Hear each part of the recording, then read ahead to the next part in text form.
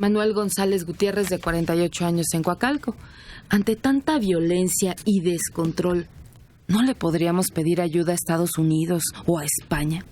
Porque es una vergüenza reconocerlo. Pero así es. El gobierno no ha podido, no podrá o no quiere. Ya vinieron peritos e investigadores internacionales a tomar parte en las indagatorias. Ya estuvieron aquí y lo que pasó fue que chocaron entre sí. Así es, hubo distintas opiniones y distintas conclusiones. Ahora, Estados Unidos apoya constantemente con recursos tecnológicos, sobre todo los de satélites, los de percepción remota, que permiten localizar transmisiones de celular, la presencia de personas por el calor en la noche. Todo eso es posible usar. Hay aviones que pueden recorrer la zona y decir, está un campamento en tal región de la sierra. Y eso lo han usado. Ese es el tipo de ayuda que nos serviría mucho. No que vengan ellos a buscar. Tuvimos el Plan Mérida, que era también una especie de asesoría y hasta incluso apoyo económico para esta lucha contra el narcotráfico. O sea, sí hemos tenido respuesta por parte del extranjero de alguna manera, ya sea con adiestramiento, con fondos, asesoramiento de Colombia, cuando mandaron también por allá al general Naranjo para ver qué habían hecho ellos y a ver si se podía aplicar en nuestro país. Pero aquí de alguna manera no han funcionado las cosas. ¿Por qué? Porque las autoridades también están inmiscuidas, entonces no progresan esos planes. Naranjo vino de allá para acá. Sí. Sí, el problema es estructural. Es decir, tú puedes tener aquí un ejército de Rambos y no va a pasar nada. Vas a desatar más sangre y va a haber mucha batalla, etcétera. Pero si tú no remedias todo el tejido político que se ha construido durante años y lo restableces, va a ser imposible. No hay nadie que pueda venir a ganar. Si lo que quiere la gente es que viniera un ejército o una policía especial, no va a suceder porque exactamente como decía Liliana, las autoridades, las policías, hay contadores, hay abogados, o sea, es toda una estructura de la delincuencia. Por eso es crimen organizado, no nada más es un término que se acuña para el cine.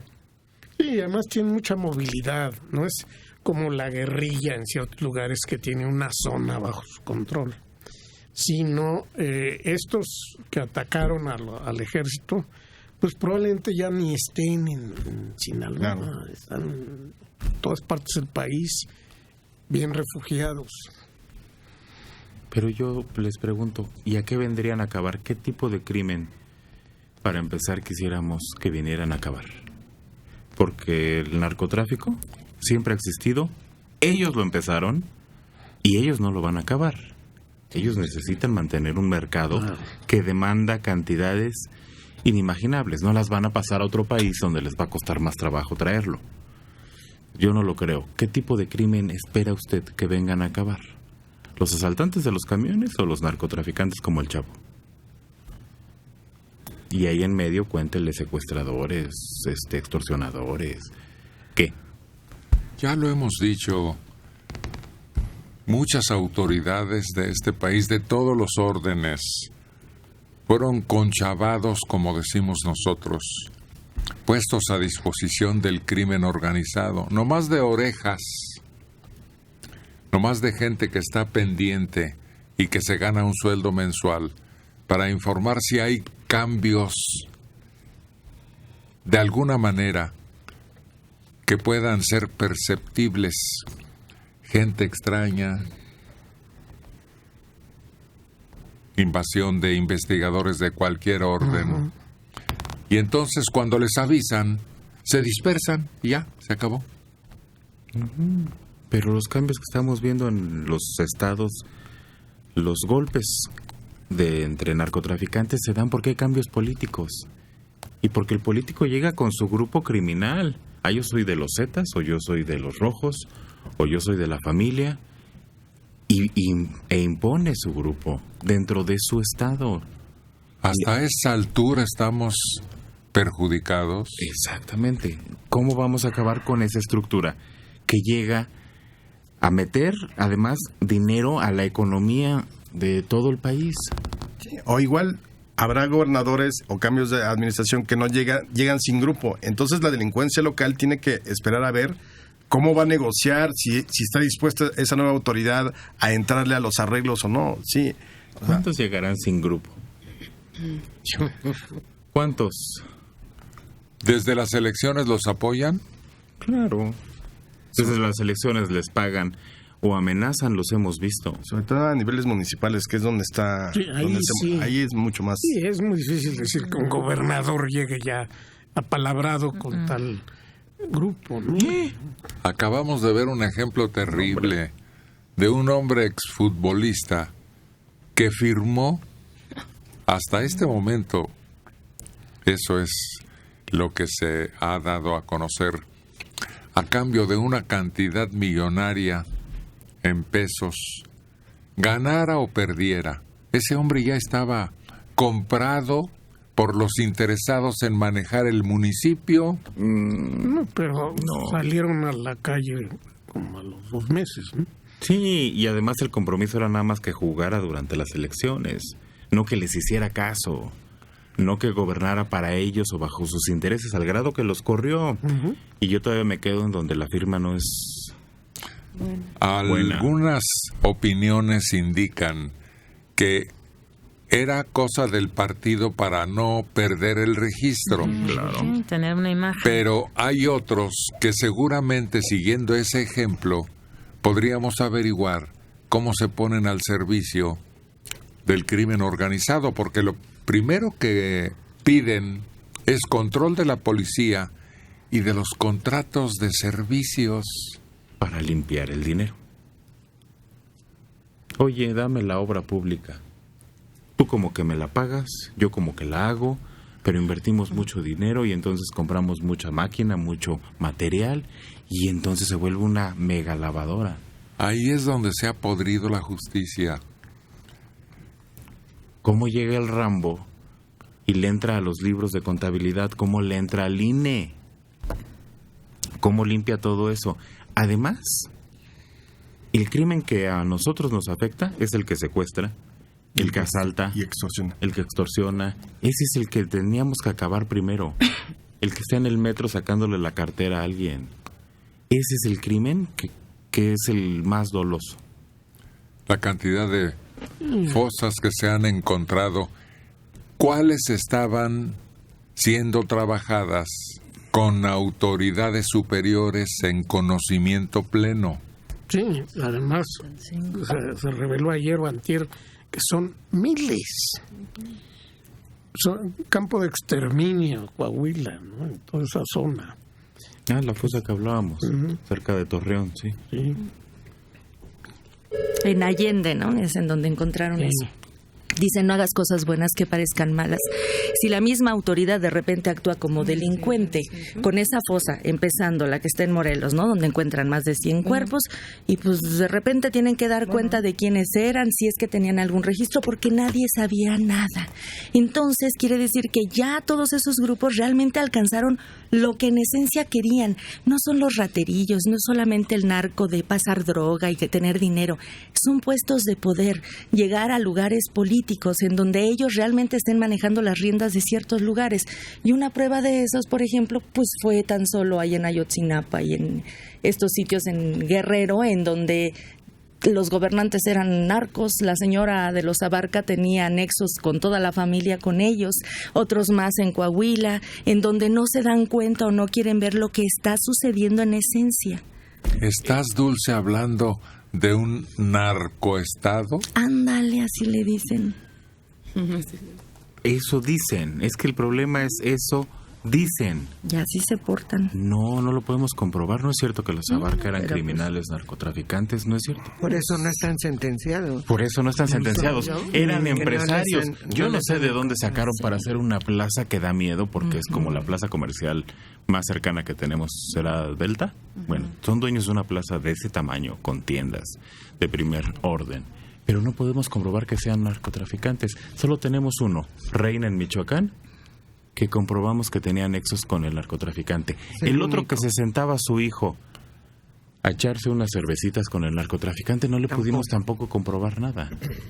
Del JJ también decían que era empresario, ¿no? Y de la Barbie. Y del hijo que encontraron de... ¿Quién era? De uno de los narcotraficantes más pesados que encontraron ahí corriendo en el Sope, aquí en la Ciudad de México. El ingeniero... no. No, ese uno era muy operado, así muy guapetoncillo, que era hijo de un narco. Bueno, esos. Y otros más en los que dicen, de repente son empresarios y sacan quién sabe de dónde la Barbie nunca Se nadie dijo que era dijo empresario. que fuera Al empresario. principio dijeron Jamás. que era empresario. Pero Era narco. yo más que pensar que tenemos un narcoestado, yo creo que el narco ha infiltrado ciertas regiones del país. Y eso, y sí, tal vez jurídicamente no lo pueden comprobar o no han querido comprobarlo porque ahí siguen. Pero el asunto es un poco como cuando se habla de los crímenes de Estado en lo de Ayotzinapa. No, creo que es una región muy localizada con ciertos elementos. El problema es que sí está ahí. O sea, es un pulpo que se extiende. Yo todavía tampoco diría que es un Estado fallido a nivel del Estado mexicano. No, creo que hay momentos y estructuras, no momentos, sino instituciones y estructuras que están totalmente podridas. Pero estamos en el camino. Eso es lo grave. O sea, no es un asunto de que hasta aquí llegamos, no. De seguir esta situación sin que alguien ponga manos a la obra en el asunto de desmontar las estructuras o entrarle a las estructuras, sí vamos a terminar con un Estado fallido y un Estado total y absolutamente tomado por el narcotráfico. Hasta ahorita, por ejemplo, a nivel federal, no hemos visto esa infiltración, quizá en células muy pequeñas, pero en términos generales, la estructura del gobierno federal no hemos visto visos de estar infiltrada por el narcotráfico, por más que se pueda sospechar o se quiera decir. Es que ¿para qué nos vamos al macrocosmos? Aquí, el que asaltaba coches tenía 6 ingresos al reclusorio. 6 ingresos. En el microcosmos no podemos poner orden. Eso. ¿Qué estamos pensando en los pulpos, calamares gigantes que dominan el narcotráfico? Un delincuente de ese tipo, hijo de delincuentes, de estirpe de delincuentes, se dedica a eso toda la vida y vive tan tranquilo porque sabe que entrar y salir de la ley es fácil. Y porque es amigo de quienes lo deberían perseguir. Y llega y saluda al Ministerio A eso Público. súmale, por ejemplo, lo de la Condesa. O sea, la tolerancia que han tenido los distintos gobiernos por ciertos grupos que son delincuenciales, pero que sabes que te garantizan de otro modo clientelismo y demás. O sea, ese es el problema. Cuando empiezas a permitir tantito, ay, bueno, le voy a permitir sí que se queden en esa invasión que hicieron. Ya tuviste un edificio, te lo doy perfecto. Bueno, a otro, ok, pero... Y entonces empieza a crecer hasta que llega a lo que hemos visto. Pero mira, regresando a lo que tú mencionabas sobre los narcogobiernos, yo me iría a lo del Michoacanazo, en donde a cuántos presidentes municipales detuvieron y les dijeron, los tuvieron que soltar, no porque fueran inocentes, sino porque no pudieron comprobarles los nexos que tenían con el narcotráfico. Y muchos después, poco a poco, algunos ya fueron saliendo. Por ahí había presidentes municipales, recuerdo por lo menos... a dos que sí se les comprobó el nexo, o sea, ahí no tuvo que entrar en duda, pero así era, o sea, por ejemplo, Michoacán estaba podrido. Pero así es nuestra ley. Si una persona es detenida, es inocente hasta que tengan las pruebas fehacientes de que son culpables. De otra manera, tendríamos que pensar que fueron liberados por inocentes. Pero no son tarugos. Exacto.